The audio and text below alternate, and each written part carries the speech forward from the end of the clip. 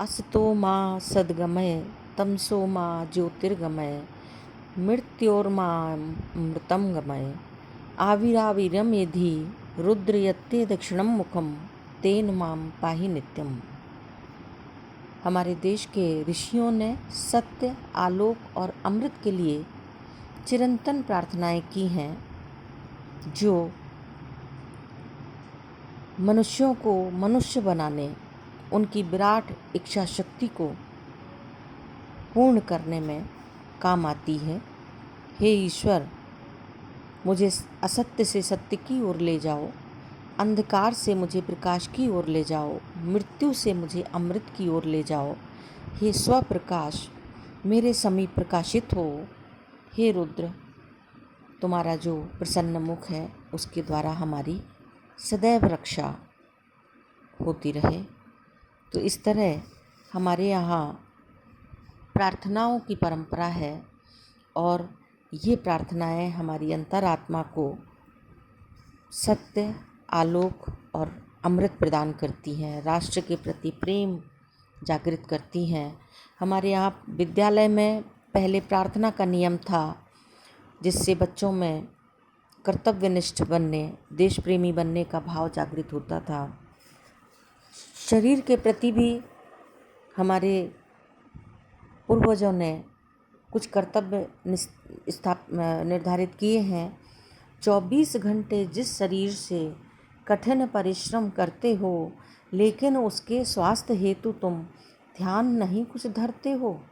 इस शरीर के बल से ही लाखों की द्रव्य कमाते हो, कृषि, व्यापार, नौकरी में तन क्षीण बनाते जाते हो।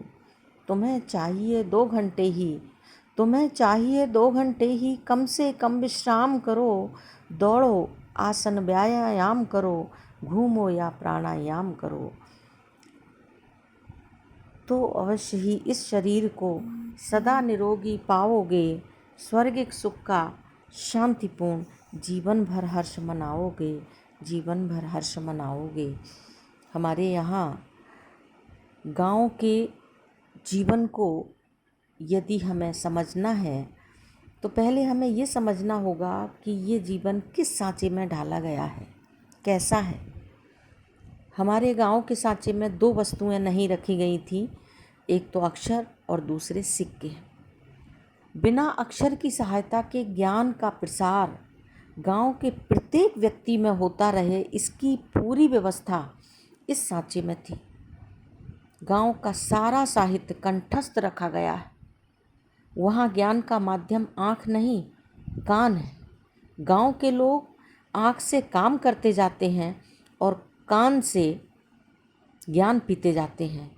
उनकी यूनिवर्सिटी के प्रोफेसर, साधु संत, भिखमंगे, किंगरी वाले, नट, जो द्वार द्वार, मेड़ मेड़ घूम फिर कर ज्ञान की बातें फेंकते चलते हैं, इससे गांव वालों के काम में कोई हर्ज भी नहीं होता और ज्ञान के ग्रहण में सहूलियत भी होती है। आँख की अपेक्षा कान से ग्रहण किया हुआ ज्ञान अधिक प्रभावशाली भी होता है। इसीलिए साहित्य में कान को मन का मित्र कहा गया है। आइए, आहार संबंधी ज्ञान और धारणाएं जो गीतों में भरी पड़ी हैं, उनका अवलोकन करते हैं। हर्र बहेरा आंवला घी शक्कर से खाएं, हाथ बगल में दाब के 3 कदम उड़ जाए। हर्र बहेरा आंवला घी शक्कर में खाएं, हाथी बगल में दाब के 3 कदम उड़ जाए। जो ताज़ा भोजन करे, पीवे पानी छान, स्वच्छ वायु सेवन करे, हो शरीर बलवान। सोवे निद्रा समय जो, निश्चित समय आहार, प्रातः काल स्नान से बाढ़े शक्ति अपार। कच्ची गाजर नियम से भोजनांत जो खाए, रक्त शक्ति दोनों बढ़े, लीजे खूब चबाए। आम, टमाटर, पालक, साग, खावे लाल मिर्च को त्याग। गेहूं का दरिया जो खाए, भोजन करे पान चबाए। अमावस व्रत रह निशि में खाए, पूरणबासी कछू न खाए। दही दोपहरी निशि में खीर, गर्मी में लौकी की खीर। जो भोजन के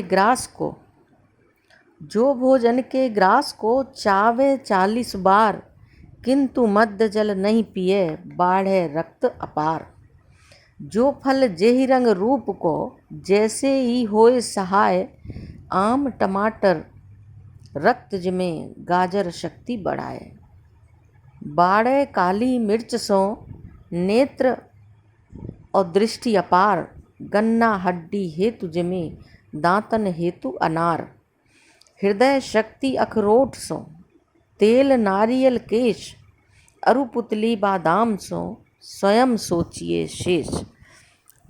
भोजन करके पड़े उतान, ये बहुत आवश्यक है। भोजन करके पड़े उतान, 8 श्वास ताको परमान। 16 दाहिने 32 बाएं, तब कल पड़े अन्न के खाए।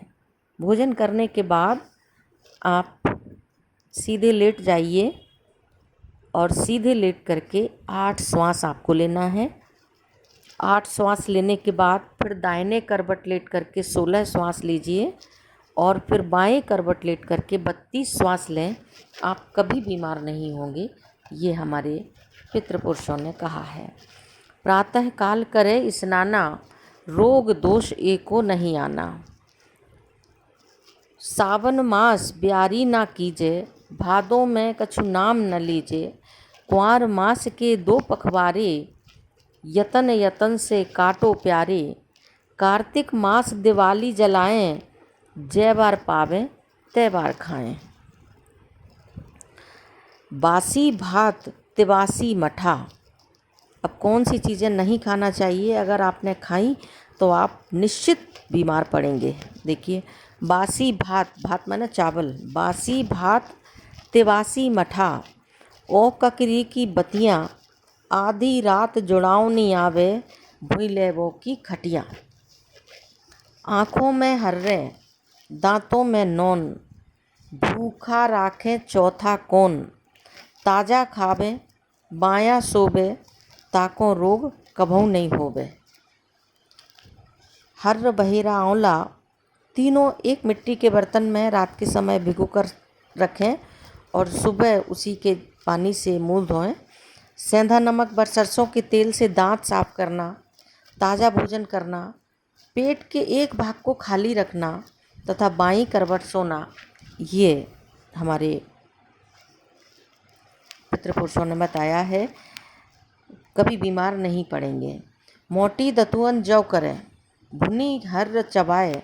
दूध बिहारी जो करें, ताघर वैद्य न आए। अब ये सुरती माने जो तंबाकू खाते हैं उसके लिए कहा है। सुरती कहे मैं सुंदर नार, पहले देती दांत बिगार।